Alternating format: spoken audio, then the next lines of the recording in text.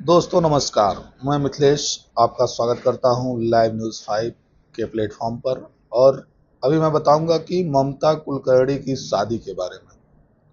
ममता कुलकर्णी जो बॉलीवुड एक्ट्रेस हैं, उन्होंने इस समय संन्यास ले लिया है।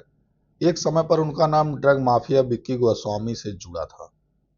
कहा जा रहा था कि उन्होंने विक्की से शादी कर ली थी। हाल ही में ममता ने न्यूज़ 9 को दिए इंटरव्यू में इसकी सच्चाई बताई है।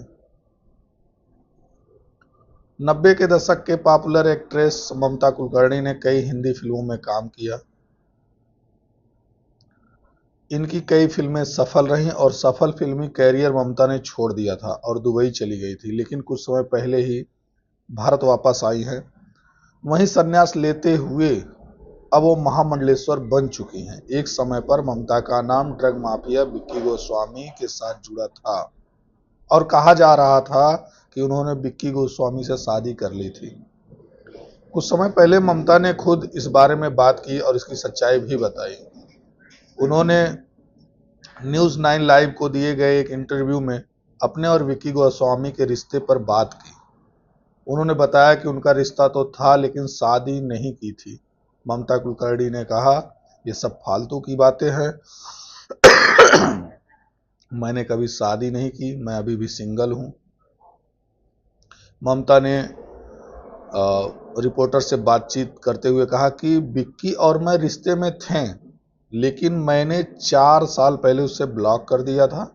विक्की अच्छा आदमी था, उसका दिल भी अच्छा था। फिल्म इंडस्ट्री के बहुत से लोग उससे मिलने आते थे, तो मैं भी उससे वैसे ही मिली थी।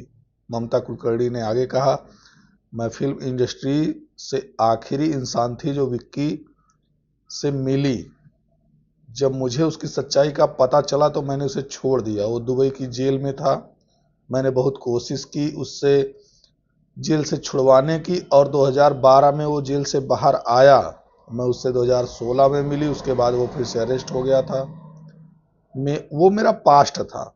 मैंने उसे कई साल पहले ही छोड़ दिया था।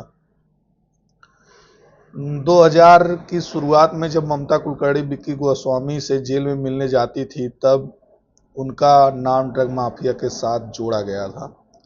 विक्की के साथ ममता का नाम भी ड्रग केस में सामने आया था। एक्ट्रेस के मुताबिक लगभग 5 सालों से उनका और विक्की का कोई कनेक्शन नहीं है और वो अध्यात्म की ओर बढ़ चुकी हैं। 24 जनवरी 2025 को ममता ने किन्नर अखाड़े की आचार्य लक्ष्मी नारायण त्रिपाठी से दीक्षा लेते हुए महामंडलेश्वर की उपाधि ली है। उनका यह समारोह प्रयागराज के कुंभ में हुआ है। वहीं ममता ने संगम तट पर अपने हाथों से अपना पिंडदान भी कर दिया है और सांसारिक जीवन को पूरी तरह से त्याग दिया है। तो अब तक की ये घटना जो है, ये ममता कुलकर्णी से और उनके शादी के जुड़े हुए कुछ फैक्ट्स थे जो हमको नेट पर मिले हैं और मैं आप लोगों के सामने इसको रख रहा हूँ। इसके साथ ही मैं अपनी वाणी को विराम देता हूँ। बहुत बहुत धन्यवाद।